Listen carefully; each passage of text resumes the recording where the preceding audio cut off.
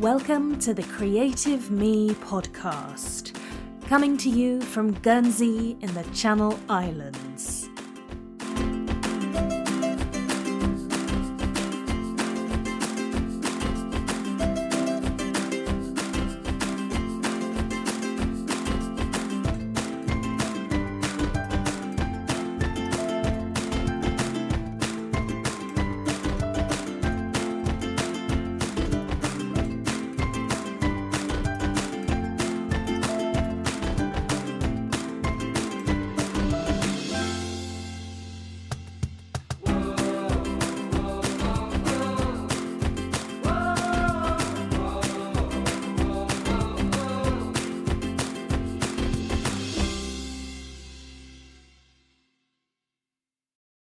Hello and welcome to episode 25 of the Creative Me podcast. I have three very important words for you.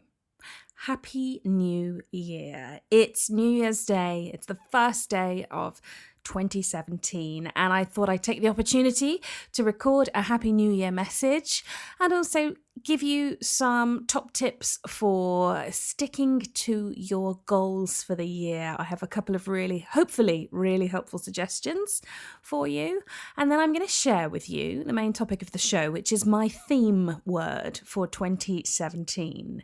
If you're on my email list, you've probably heard what my theme word is already, but I'm going to just kind of explain a bit more about it and encourage you to set a word for your year as well.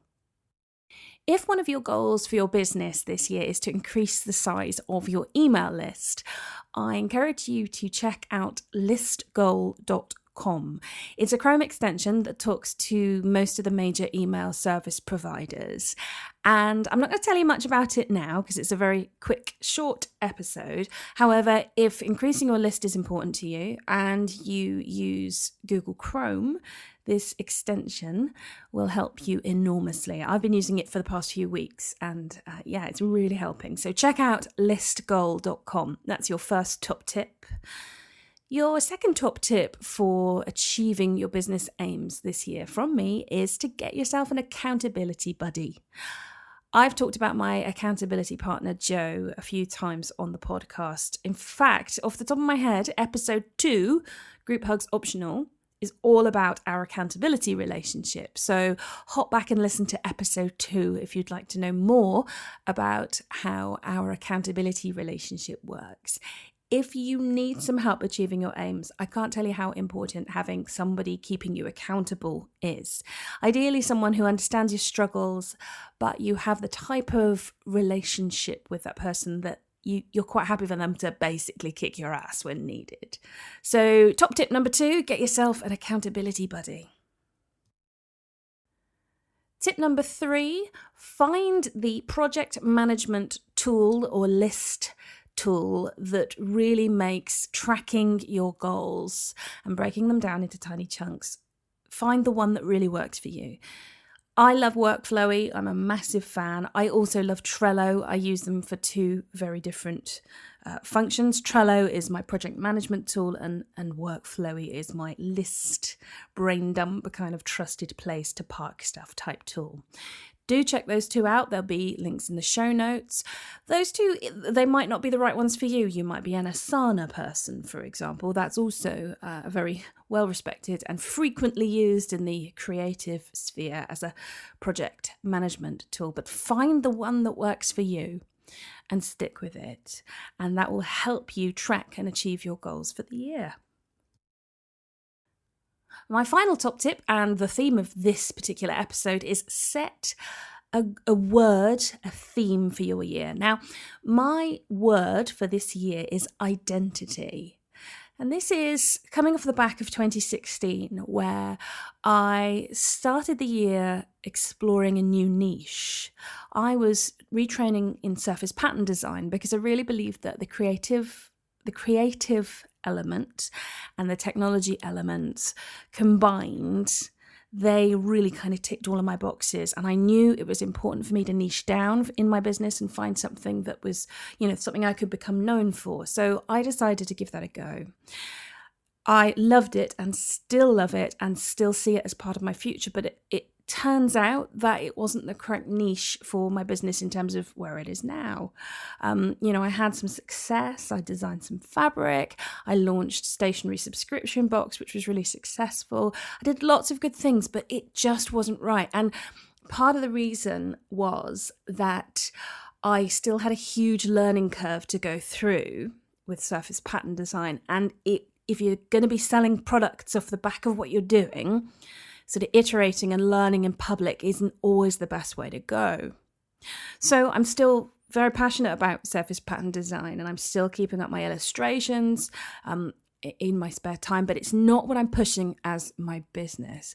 What I'm pushing as my business now is very much the writing and blogging side of things. And I really want to help people become better writers and become better bloggers, and to really conquer their fear of technology when it comes to kind of getting your message out there, whether that be on a blog or a podcast. That's really what I want to be doing. And it feels right. So going back to my word of the year, or my theme of identity, 2017 for me is about establishing that business identity for myself, to become known for somebody who helps people get their message out to the world, either through a blog, a podcast, or through some other form of written medium.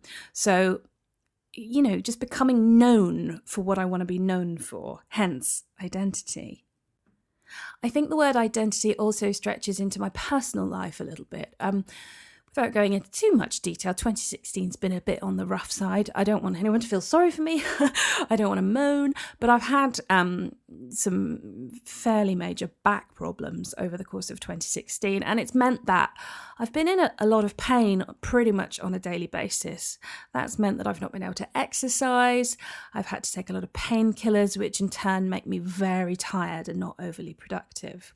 I've put some really good steps in place for 2017 to make all of that a lot better. One of my key focuses is going to be my health and well-being, and that kind of comes before everything. But I think that feeds into identity in terms of your identity being the best version of yourself that you possibly can be. So initially I set my word for the year just for my business identity, to really refine what that is.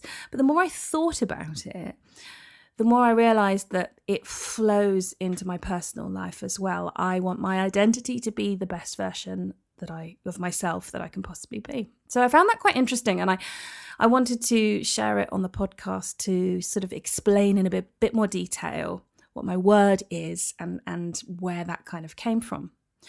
I think setting a word to describe the year that you're going to have, either for your business or for your personal life, or a combination of the two, can be quite a powerful thing. You need to have that word prominently displayed, whether it's on your screensaver or, on your mobile phone wallpaper or wherever, on your wall. Just display it prominently, and anytime you need to make a decision about anything, think about your one word. Does the decision that you're making fit that one word, that one aim for the year? I think goals are really important, but when you get to the stage where you're feeling a bit overwhelmed, if you've got one word to come back to, suddenly things don't seem so difficult. So those are my 4 top tips for achieving your goals this year. Try listgoal.com if email list building is your thing. Get yourself an accountability buddy. Check out Trello, Asana, Workflowy, whatever project management tool you need to reach those goals. And finally, set a word or a theme for your year. I think it could be really powerful. So that's basically it from me today. I hope you've enjoyed this short and sweet episode. Have a wonderful 2017. I'm going to be back with you regularly again throughout the year.